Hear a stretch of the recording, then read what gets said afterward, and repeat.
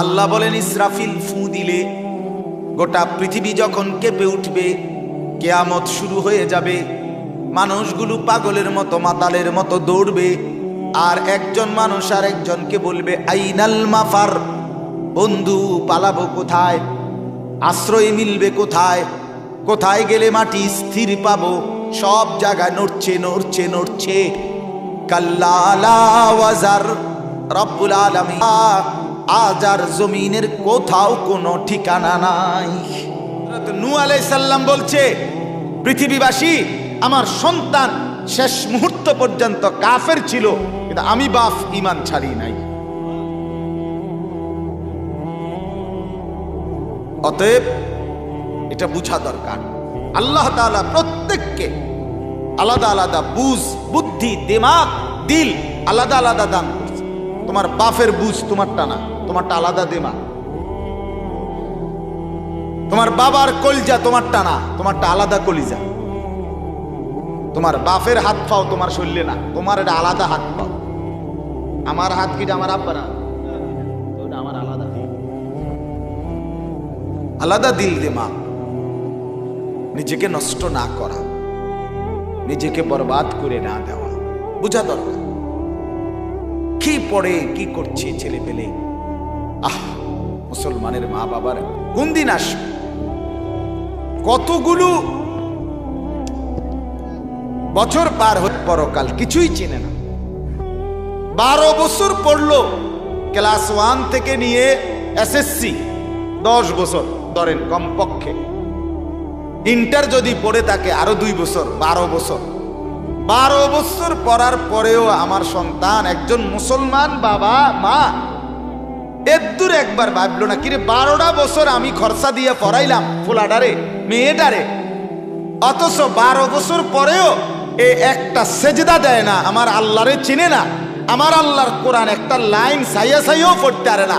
আমি এটা কি জানোয়ার মানুষ করলাম? এটা মা বাপ মুসলমানের বেকুবাই কেমনে আমি বুঝি না, আমি বুঝি না মিয়া। এই অপদার্থ কি লেগে মুসলমানের, যার চুল বেঈমানের মতো, তারে বলা দরকার তুই তো আমার সন্তান না বেটা, তুই তো নাফরমানের সন্তান, তুই কোন ফুটবল খেলোয়াড়ের সন্তান, তুই কোন সিনেমার নর্তকীর সন্তান হইতে পারস, তুই তো মুসলমানের সন্তান না।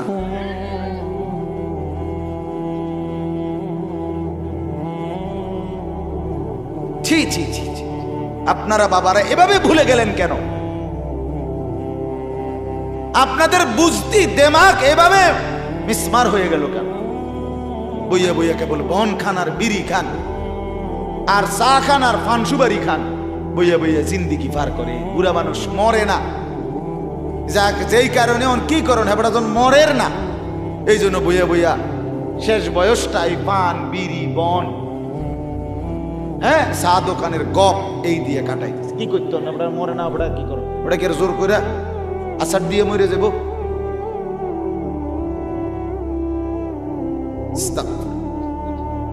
এই জন্য বাপ আমি শুরুতে অনুরোধ করলাম, আমরা প্রত্যেকেই ছেলেরা তোমাদেরকেও বলি, সবার বুঝ একরকম হবে না, সবাই একসাথে ভালো হবে না, সবাই একসাথে আলো পাবে না, সবার একসাথে জিন্দেগি সুন্দর হবে না।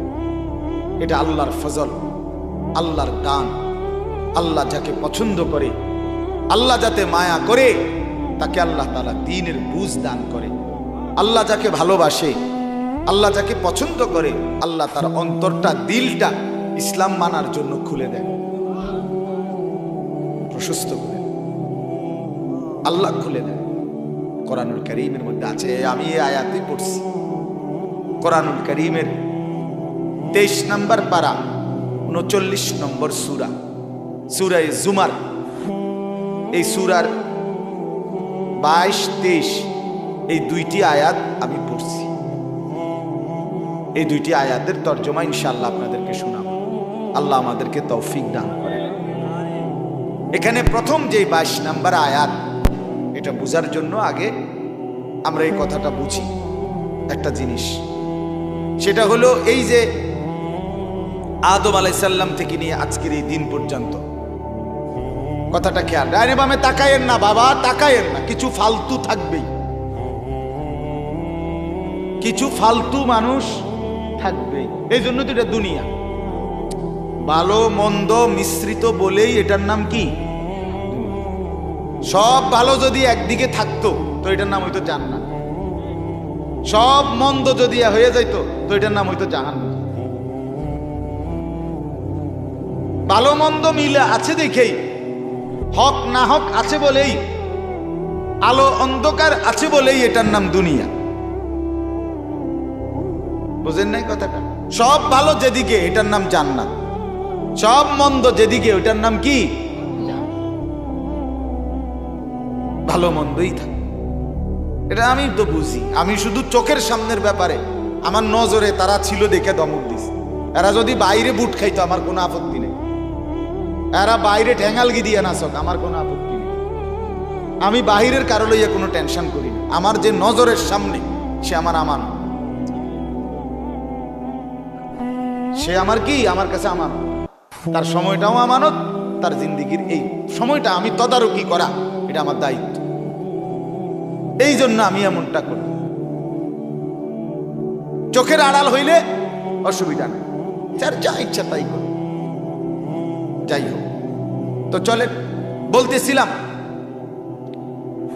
আদম আলাইসাল্লাম থেকে নিয়ে আজকের এই দিন পর্যন্ত, কথাটা মনোযোগ দিয়ে বোঝেন, অল্প কথা, এ কথাটা বুঝলেই আমার কথা শেষ হয়ে যাবে ইনশাআল্লাহ, বেশিক্ষণ লাগবে না।